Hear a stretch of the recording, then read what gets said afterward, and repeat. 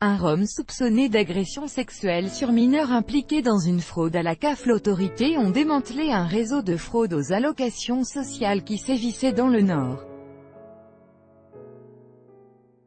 Le préjudice porte sur au moins 1,7 million d'euros. 3 membres de la communauté rom ont été mis en examen pour escroquerie en bande organisée.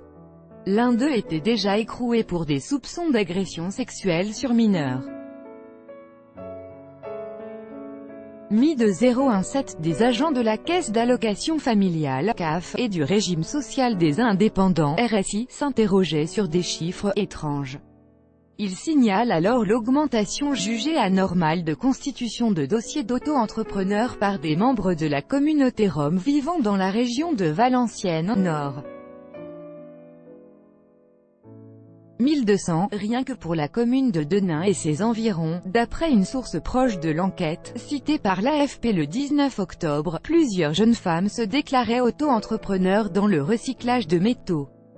Par la suite, elles déclaraient de fausses grossesses, prises en charge par le RSI, tout en déposant également des dossiers totalement fictifs, et d'après les sources citées par l'AFP, l'escroquerie était bien huilée, il s'agissait d'un système frauduleux, dans l'écrasante majorité des cas. Ils constituaient de faux certificats de naissance, des fausses cartes d'identité roumaines. Le fruit de leur larcin était envoyé en Roumanie et en partie investi dans l'immobilier, dans la zone de la Moldavie roumaine, région d'origine des têtes pensantes du réseau. Toujours selon les mêmes sources, ce sont ces mêmes têtes pensantes qui captaient le gros de la fraude. Le clan était à la manœuvre des constitutions de dossiers pour autrui et évidemment gardait le principal des allocations, ne laissant que quelques miettes aux personnes qui constituaient le dossier. 2 hommes et une femme âgés de 27 ans, tout rom roumain et considérés comme dirigeant le réseau, ont été interpellés dans la semaine du 15 octobre et mis en examen pour escroquerie en bande organisée, faux et usage de faux. Ils ont été écroués. L'un d'entre eux était déjà derrière les barreaux pour des soupçons d'agression sexuelle sur mineurs.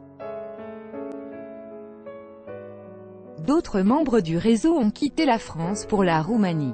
Parmi eux, 2 individus s'étaient installés dans l'est de la France, où ils continuaient leur fraude.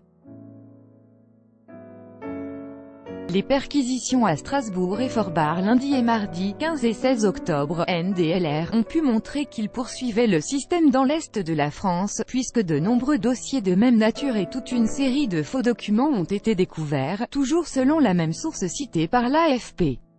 La CAF de Strasbourg aurait été victime d'un préjudice montant à un peu moins de 100 000 € et l'enquête est toujours en cours.